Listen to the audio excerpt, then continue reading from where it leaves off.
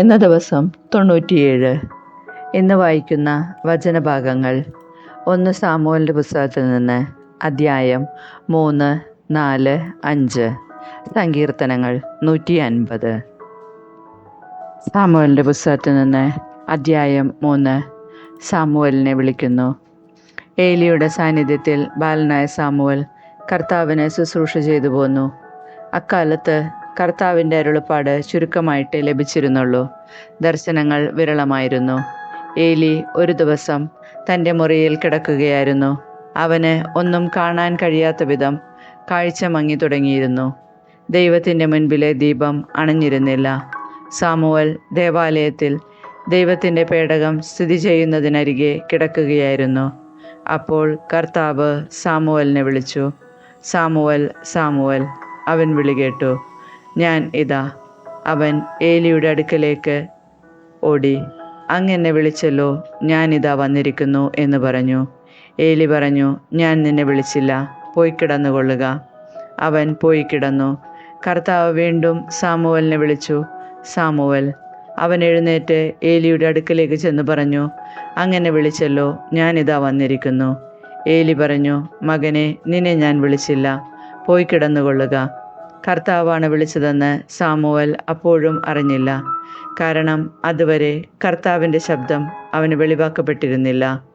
മൂന്നാമതും കർത്താവ് സാമുവേലിനെ വിളിച്ചു. അവൻ എഴുന്നേറ്റ് ഏലിയുടെ അടുത്ത് ചെന്ന് പറഞ്ഞു, അങ്ങനെ വിളിച്ചല്ലോ, ഞാനിതാ വന്നിരിക്കുന്നു. കർത്താവാണ് ബാലനെ വിളിച്ചതെന്ന് അപ്പോൾ ഏലിക്ക് മനസ്സിലായി. അതിനാൽ ഏലി സാമുവേലിനോട് പറഞ്ഞു, പോയി കിടന്നുകൊള്ളുക. ഇനി നിന്നെ വിളിച്ചാൽ കർത്താവെ അരുളി ചെയ്താലും അങ്ങയുടെ ദാസന് ഇതാ ശ്രവിക്കുന്നു എന്ന് പറയണം. സാമുവേൽ പോയി കിടന്നു. അപ്പോൾ കർത്താവ് വന്നു നിന്ന് മുൻപിലത്തെ പോലെ സാമുവേൽ, സാമുവേൽ എന്ന് വിളിച്ചു. സാമുവേൽ പ്രതിവചിച്ചു, അരുളി ചെയ്താലും അങ്ങയുടെ ദാസന് ഇതാ ശ്രവിക്കുന്നു. കർത്താവ് അവനോട് പറഞ്ഞു, ഇസ്രായേൽ ജനതയോട് ഞാനൊരു കാര്യം ചെയ്യാൻ പോവുകയാണ്. അത് കേൾക്കുന്നവൻ്റെ ഇരുചെവികളും തരിച്ചു പോകും. ഏലിയുടെ കുടുംബത്തിനെതിരായി ഞാൻ പറഞ്ഞിട്ടുള്ളതെല്ലാം അന്ന് ഞാൻ ആദ്യന്തം നിർവഹിക്കും. മക്കൾ ദൈവദൂഷണം പറയുന്ന കാര്യം അറിഞ്ഞിട്ടും അവരെ തടയാഞ്ഞതുമൂലം ഞാൻ അവൻ്റെ കുടുംബത്തിൻ്റെ മേൽ എന്നേക്കുമായി ശിക്ഷാവിധി നടത്താൻ പോവുകയാണെന്ന് ഞാൻ പറയുന്നു. ഏലി കുടുംബത്തിൻ്റെ പാപത്തിന് ബലികളും കാഴ്ചകളും ഒരിക്കലും പരിഹാരമാവുകയില്ലെന്ന് ഞാൻ ശപഥം ചെയ്യുന്നു. പ്രഭാതം വരെ സാമുവേൽ കിടന്നു. അനന്തരം അവൻ കർത്താവിൻ്റെ ആലയത്തിൻ്റെ വാതിലുകൾ തുറന്നു. തനിക്കുണ്ടായ ദർശനം ഏലിയോട് പറയാൻ അവൻ ഭയപ്പെട്ടു. അപ്പോൾ ഏലി, മകനെ സാമുവേൽ എന്ന് വിളിച്ചു. ഞാനിതാ എന്ന് അവൻ വിളി കേട്ടു. ഏലി ചോദിച്ചു, അവിടുന്ന് എന്താണ് നിന്നോട് പറഞ്ഞത്? എന്നിൽ നിന്ന് മറച്ചു വയ്ക്കരുത്. അവിടുന്ന് പറഞ്ഞതിലെന്തെങ്കിലും എന്നിൽ നിന്ന് മറച്ചു വച്ചാൽ ദൈവം നിന്നെ കഠിനമായി ശിക്ഷിക്കട്ടെ. സാമുവേൽ ഒന്നും മറച്ചു വയ്ക്കാതെ എല്ലാം അവനോട് പറഞ്ഞു. അപ്പോൾ ഏലി, അത് കർത്താവാണ്, അവിടത്തേക്ക് യുക്തമെന്ന് തോന്നുന്നത് പ്രവർത്തിക്കട്ടെ എന്ന് പറഞ്ഞു. സാമുവേൽ വളർന്നു വന്നു. കർത്താവ് അവനോട് കൂടെ ഉണ്ടായിരുന്നു. അവൻ്റെ വാക്കുകളിലൊന്നും വ്യർത്ഥമാകാൻ അവിടുന്ന് ഇടവരുത്തിയില്ല. സാമുവേൽ കർത്താവിൻ്റെ പ്രവാചകനായി തീർന്നിരിക്കുന്നു എന്ന് ദാൻ മുതൽ ബേർഷേബ വരെയുള്ള ഇസ്രായേൽ ജനം മുഴുവനും അറിഞ്ഞു. കർത്താവ് സാമുവേലിന് ദർശനം നൽകിയ ഷീലോയിൽ വെച്ച് അവിടുന്ന് വീണ്ടും അവനോട് സംസാരിച്ചു, തന്നെ തന്നെ വെളിപ്പെടുത്തി. സാമുവേലിൻ്റെ പുസ്തകത്തിൽ നിന്ന് അദ്ധ്യായം 4. സാമുവേലിൻ്റെ വാക്ക് ഇസ്രായേൽ മുഴുവൻ ആദരിച്ചു. അക്കാലത്ത് ഫിലിസ്ത്യർ ഇസ്രായേലിനെതിരെ യുദ്ധത്തിന് വന്നു. ഇസ്രായേലും അവരെ നേരിടാൻ സന്നദ്ധമായി. ഇസ്രായേൽ എബനസറിലും ഫിലിസ്ത്യർ അഫെക്കിലും പാളയമടിച്ചു. ഫിലിസ്ത്യർ ഇസ്രായേലിനെതിരെ അണിനിരന്നു. യുദ്ധത്തിൽ ഇസ്രായേലിയർ പരാജയപ്പെട്ടു. യുദ്ധക്കളത്തിൽ വെച്ച് തന്നെ 4000-ഓളം ആളുകളെ ഫിലിസ്ത്യർ വധിച്ചു.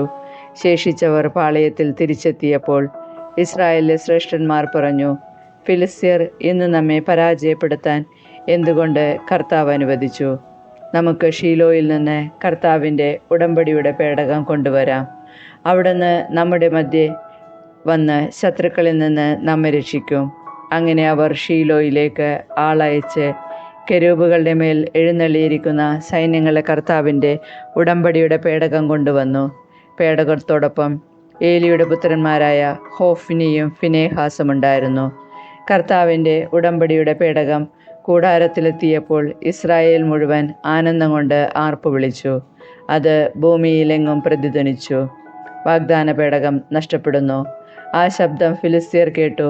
ഹെബ്രായരുടെ കൂടാരത്തിൽ നിന്ന് പുറപ്പെടുന്ന ഈ ഉഗ്രഹട്ടഹാസത്തിൻ്റെ സൂചന എന്തെന്ന് അവർ തിരക്കി.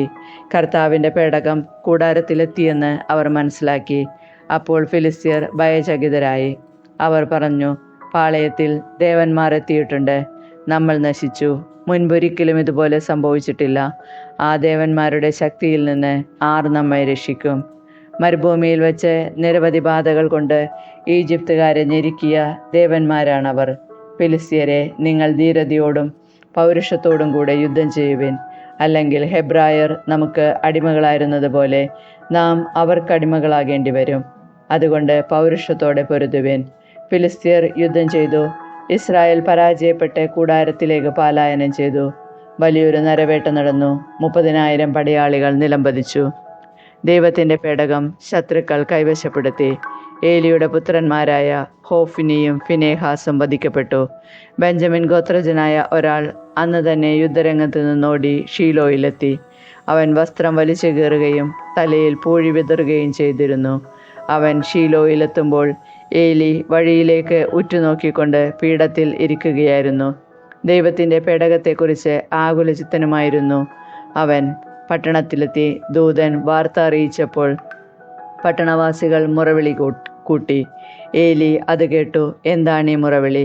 അവൻ ആരാഞ്ഞു. അപ്പോൾ ദൂതൻ ഏലിയുടെ അടുത്തേക്ക് ഓടി വന്ന് പറഞ്ഞു, ഏലിക്ക് 98 വയസ്സുണ്ടായിരുന്നു. അവൻ മിക്കവാറും അന്ധനുമായിരുന്നു.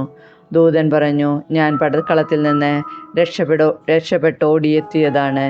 മകനെ, എന്ത് സംഭവിച്ചു എന്ന് ഏലി ചോദിച്ചു.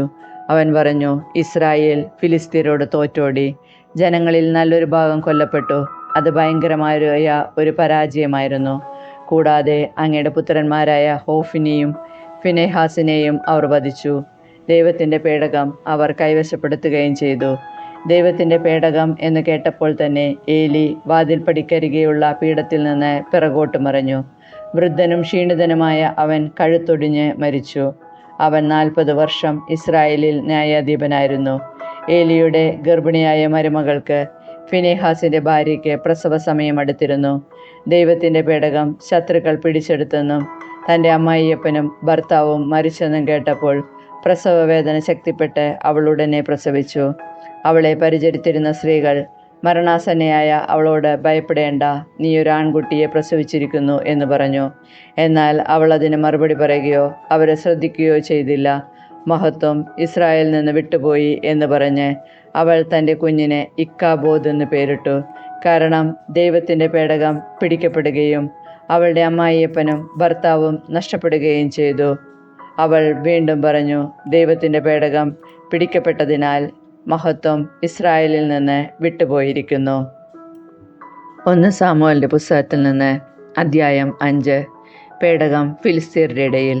ഫിലിസ്തീയർ ദൈവത്തിൻ്റെ പേടകം കൈവശപ്പെടുത്തി എബ്നേസറിൽ നിന്ന് അഷ്ദോദിലേക്ക് കൊണ്ടുപോയി. അവിടെ ദാഗോന്റെ ക്ഷേത്രത്തിലെ പ്രതിഷ്ഠയ്ക്ക് സമീപം സ്ഥാപിച്ചു. അടുത്ത ദിവസം പ്രഭാതത്തിൽ അഷ്ദോദിലെ ജനങ്ങൾ ഉണർന്നപ്പോൾ ദാഗോന്റെ ബിംബം കർത്താവിൻ്റെ പേടകത്തിന് മുൻപിൽ നിലത്ത് മറിഞ്ഞു കിടക്കുന്നത് കണ്ടു. അവർ അതെടുത്ത് യഥാപൂർവം സ്ഥാപിച്ചു. പിറ്റേന്നും അവർ ഉണർന്നപ്പോൾ ദാഗോന്റെ ബിംബം കർത്താവിൻ്റെ പേടകത്തിന് മുൻപിൽ മറിഞ്ഞു കിടക്കുന്നു. ദാഗോന്റെ കൈയും തലകളും അറ്റ് വാതിൽപ്പടിയിൽ കിടക്കുന്നു. ഉടൽ മാത്രം അവശേഷിച്ചിരുന്നു. അതുകൊണ്ടാണ് ദാഗോന്റെ പുരോഹിതന്മാരും അവിടെ പ്രവേശിക്കുന്ന മറ്റുള്ളവരും അഷ്ദോദിലുള്ള ദാഗോന്റെ വാതിൽപ്പടിയിൽ ചവിട്ടാത്തത്. കർത്താവിൻ്റെ കരം അഷ്ദോദിലുള്ള ജനങ്ങൾക്കെതിരെ പ്രബലമായി. അവിടുന്ന് അവരെ ഭയപ്പെടുത്തി. അഷ്ദോദിലും പരിസരങ്ങളിലുമുള്ളവർക്ക് കുരുക്കൾ വരുത്തി അവരെ കഷ്ടപ്പെടുത്തി. ഇത് കണ്ട് അഷ്ദോദിലെ ജനങ്ങൾ പറഞ്ഞു, ഇസ്രായേലിൻ്റെ ദൈവത്തിൻ്റെ പേടകം നമ്മുടെ ഇടയിലിരിക്കണ്ട. അവിടുത്തെ കരം നമ്മുടെയും നമ്മുടെ ദേവനായ ദാഗോന്റെയും മേൽ പ്രബലപ്പെട്ടിരിക്കുന്നു. അവർ ആളയച്ച് ഫിലിസ്ത്യ പ്രഭുക്കന്മാരെയെല്ലാം വിളിച്ചുകൂട്ടി, ഇസ്രായേല്യരുടെ ദൈവത്തിൻ്റെ പേടകം നാം എന്താണ് ചെയ്യേണ്ടതെന്ന് ചോദിച്ചു. ഗത്തിലേക്ക് കൊണ്ടുപോകാമെന്ന് അവർ പറഞ്ഞു. ദൈവത്തിൻ്റെ പേടകം അവർ അങ്ങോട്ട് കൊണ്ടുപോയി.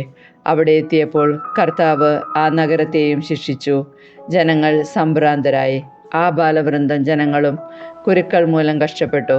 അതിനാൽ ദൈവത്തിൻ്റെ പേടകം അവർ എക്രോണിലേക്ക് അയച്ചു.